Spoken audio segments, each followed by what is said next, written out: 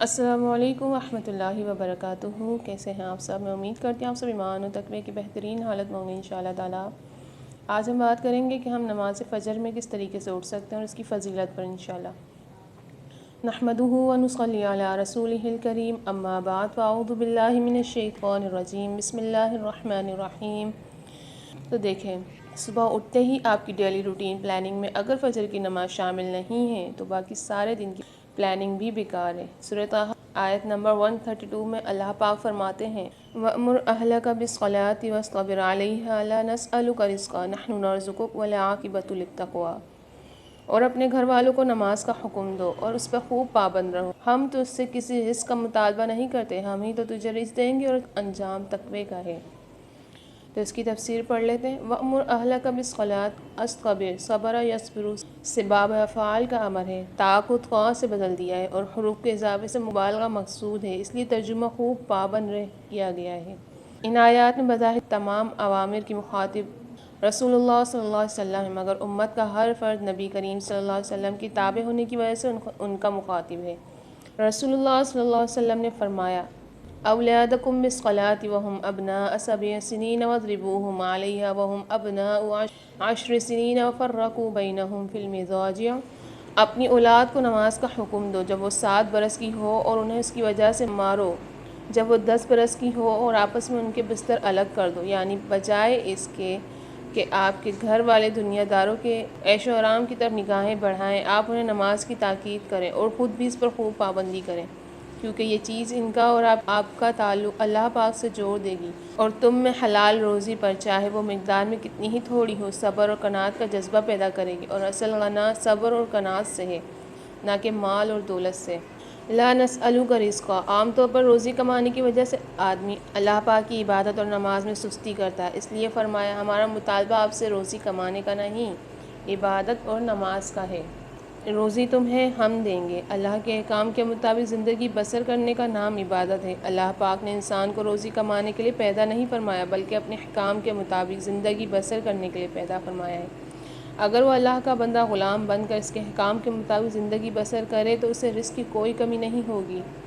فرمایا وَمَا خَلَقْتُ الْجِنَّ وَالْإِنسَ إِلَّا لِيَعْبُدُونِ مَا أُرِيدُ مِنْهُم مِّن رِّزْقٍ وَمَا أُرِيدُ أَن يُطْعِمُونِ إِنَّ اللَّهَ هُوَ الرَّزَّاقُ ذُو الْقُوَّةِ الْمَتِينُ۔ یہ ذاریات کی آیات ہیں، اور میں نے جنوں اور انسانوں کو پیدا نہیں کیا مگر اس لیے کہ میری عبادت کریں، نہ میں ان سے کوئی رزق چاہتا ہوں اور نہ یہ چاہتا ہوں کہ وہ مجھے کھلائیں، بے شک اللہ ہی بہت رزق دینے والا، طاقت والا اور نہایت مضبوط ہے۔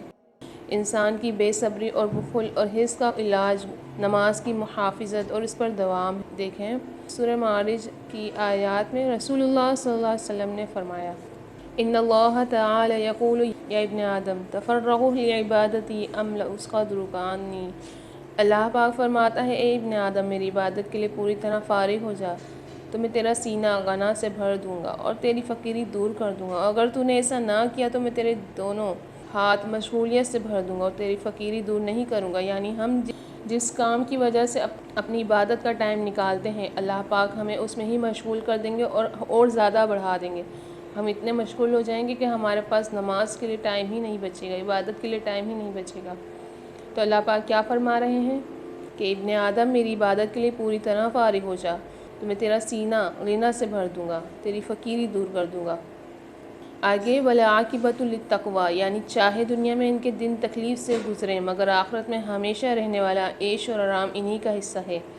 ایک اور حدیث میں رسول اللہ صلی اللہ علیہ وسلم نے فرمایا جس شخص کی فکر صرف آخرت ہو اللہ پاک اس کی دولت مندی اس کے دل میں رکھ دیتا ہے اور اس کے لیے اس کی تمام معاملات جمع کر دیتا ہے اور دنیا اس کے پاس ذلیل ہو کر آتی ہے، اور جس کی فکر صرف دنیا ہو اللہ پاک اس کا فکر اس کی آنکھوں کے سامنے رکھ دیتا ہے اور اس کی تمام معاملات کو بکھیر دیتا ہے، اور دنیا اتنی ہی ملتی ہے جو اس کے مقدر میں ہے۔ اس سے معلوم ہے کہ دنیا اور آخرت دونوں میں اچھا انجام تقویٰ ہی کا ہے۔ ایک اور حدیث میں ام المؤمنین سیدہ عائشہ صدیقہ رضی اللہ عنہا روایت کرتی ہیں کہ نبی کریم صلی اللہ علیہ وسلم نے فرمایا فجر کی 2 رکعت سنت پوری دنیا اور جو کچھ اس میں ہے اس سے بہتر ہے۔ نہیں کھلتی نا آنکھ نماز کے لیے آپ لوگوں کی، اور اگر کبھی کھل بھی جائے تو سستی ہوتی ہے نا؟ اذان کی آواز کان میں پڑ بھی جائے تو کروٹ بدل کر پھر سے نیند کی وادیوں میں کھو جاتے ہیں نا؟ پتہ ہے ایسا کرنے سے آپ کو کیا ملتا ہے؟ تھوڑی دیر کی میٹھی نیند بس، اور پتہ ہے آپ کیا کچھ کھو دیتے ہیں؟ سوچیں ذرا، کیا کچھ کھو دیا صرف ذرا سی نیند کے لیے۔ ہم تو اللہ سے شکوے کرتے ہیں کہ ہمارے کام نہیں بن رہے، ہمیں کامیابی نہیں مل رہی، لیکن جب دن کی شروعات سے پہلی صدا آتی ہے کہ آؤ کامیابی کی طرف، اس وقت کہاں ہوتے ہیں ہم تو میٹھی نیند میں گم ہوتے ہیں نا۔ ہم فجر کی 2 سنتوں کو چھوڑ کر پتہ ہے کیا کرتے ہیں؟ دنیا اور معافیت سے بہتر کھو دیتے ہیں، کامیابی کے دروازے خود پر خود ہی بند کروا لیتے ہیں۔ نقصان ہمارا ہی ہوتا ہے، لیکن اگر آپ فجر میں اٹھ جائیں تو پتہ ہے کیا کچھ مل جائے گا آپ کو 2 سنتیں مل جائیں گی جو دنیا اور معافیت سے بہتر ہیں، اور اگر سنتوں کا اتنا اجر ہے تو فرض کا کتنا اجر ہوگا۔ آپ کو اللہ کی رحمتیں، مہربانیاں مل جائیں گی، آپ کو کامیابیاں مل جائیں گی، پھر آپ کے سارے مسئلے خود حل ہوتے چلے جائیں گے، اللہ آپ کے سارے کام خود ہی بنا دیں گے، اور آپ کا نام یقیناً فرمانبرداروں میں لکھ دیا جائے گا۔ اب سورہ طٰہٰ کی آیت نمبر 14 بھی پڑھ لیتے ہیں۔ اننی انا اللہ لا الہ الا انا فاعبدنی واقم الصلاۃ لذکری، بے شک میں ہی اللہ ہوں، میرے سوا کوئی معبود نہیں، سو میری عبادت کرو اور میری یاد کے لیے نماز قائم کرو۔ اس کی تفسیر بھی سن لیں۔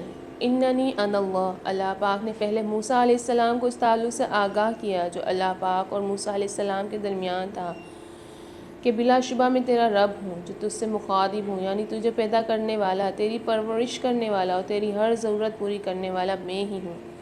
پھر جوتے اتارنے کا حکم کے بعد وحی کو غور سے سننے کی تاکید فرمائی، کیونکہ چننے سے مقصود ہی وحی کے ذریعے سے رسالت کی ذمہ داریاں سونپنا تھا۔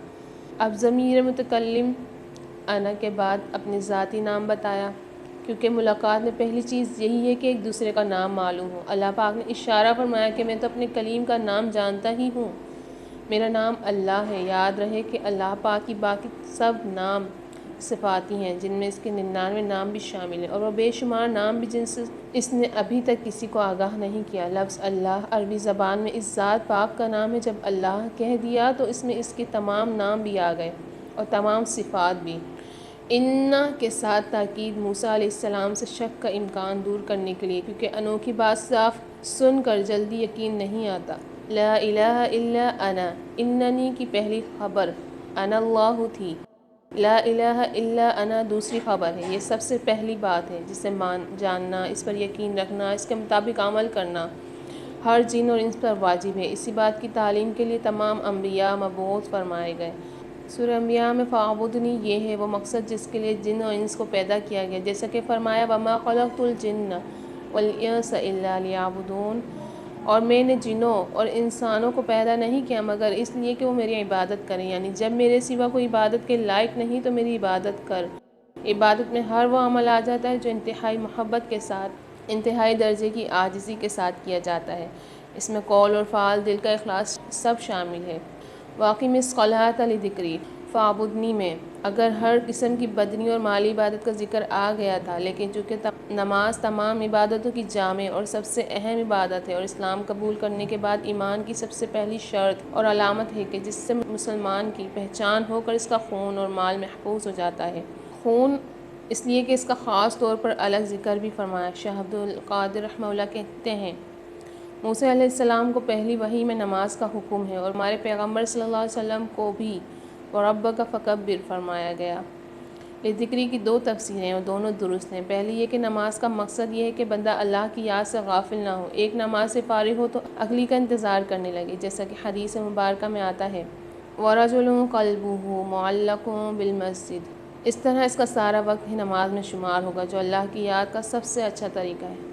ہر وقت یاد رکھنے کا نتیجہ اللہ کی نافرمانی سے اجتناب ہوگا، جیسا کہ فرمایا اِنَّ الصَّلَاةَ تَنْهَىٰ عَنِ الْفَحْشَاءِ وَالْمُنکَرِ، بے شک نماز بے حیائی اور برائی سے روک۔ دوسری تفسیر یہ کہ اگر بھول جائیں تو یاد آنے پر نماز پڑھ لیں۔ رسول اللہ صلی اللہ علیہ وسلم نے فرمایا جو شخص کوئی نماز بھول جائے تو جب اسے یاد آئے پڑھ لے، اس کا کفارہ اس کے سوا کچھ نہیں۔ اور پھر آپ صلی اللہ علیہ وسلم نے یہ آیت فرمائی واقم الصلاۃ لذکری، وہ نماز میری یاد کے وقت قائم کرو، میری یاد کے وقت قائم کر۔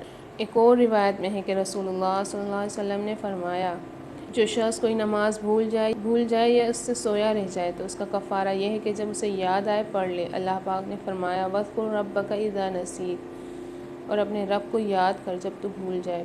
فجر میں اٹھنے کی ٹپس اور اس کی پوری ویڈیوز چینل پر موجود ہیں۔ صدف بنت مبین موٹیویشن صدف بنت مبین لکھیں گی اور آگے نماز فجر لکھیں گی تو انشاءاللہ آپ لوگوں کو مل جائے گی ڈیٹیلز کے ساتھ۔ وآخر دعوانا الحمدللہ رب العالمین۔ السلام علیکم ورحمۃ اللہ وبرکاتہ۔